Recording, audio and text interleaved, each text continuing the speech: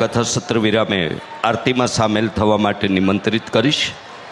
શ્રીરંગ આયરે, સન્માનીય યજ્ઞેશભાઈ શાસ્ત્રી, નરસિંહભાઈ ચૌહાણ કથામંચ પર પધારી આરતીમાં સહભાગી થશે.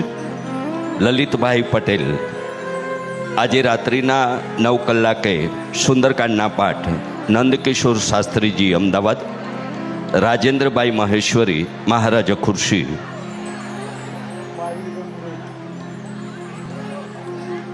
નારાયણ ફૂડ ખેતેશ્વર સ્વીટ્સના માલિક અને કરતા હતા અને વડોદરા મ્યુનિસિપલ કોર્પોરેશનના કોર્પોરેટર સન્માનની મહાવીરસિંહ રાજપુરોહિતજીને પણ વિનંતી કરીશ કે આપ પણ કથામંચ પર પધારશો અને આરતીમાં સહભાગી થશો.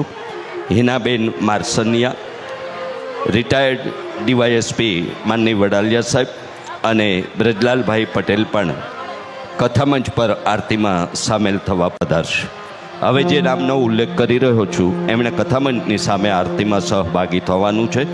નથાભાઈ મગનદાસ, નરસિંહભાઈ જયસંગદાસ, નટુભાઈ તળસીદાસ, બાબુભાઈ અંબારામદાસ, રેખાબેન રજનીકાંત, ઈશ્વરભાઈ અંબારામદાસ, કમુબેન પ્રહલાદભાઈ, શાવગીરી તીર્થધામ ટ્રસ્ટના પ્રમુખ બળદેવભાઈ, મંત્રી મગનભાઈ અને 15 ગ્રામ પ્રતિમંડળ કારોબારી સભ્યો કથામંચની સામે આરતીમાં સહભાગી થશે તેવી વિનંતી છે. આજે રાત્રે 9 કલાકે સુંદરકાંડ, આવતીકાલનું કથાસત્ર સવારના 8 થી 10:30 દરમિયાન 17/4/2023 થી 23/4/2024 કોવાયા ખાતે લાખણોતા પરિવારના સવારે 9 થી 1ના કથાસત્રના સાક્ષી બનવા સૌને વિનંતી કરતા પટેલ પરિવાર વતી આજે સહભાગી થયેલા સૌનો આભાર વ્યક્ત કરીએ તો આપણી વચ્ચે સન્માનીય ડૉક્ટર વિજયભાઈ શાહ, હેમાંગભાઈ જોશી, ચિરાગભાઈ બારોટ, જયેશભાઈ પટેલ, યજ્ઞેશભાઈ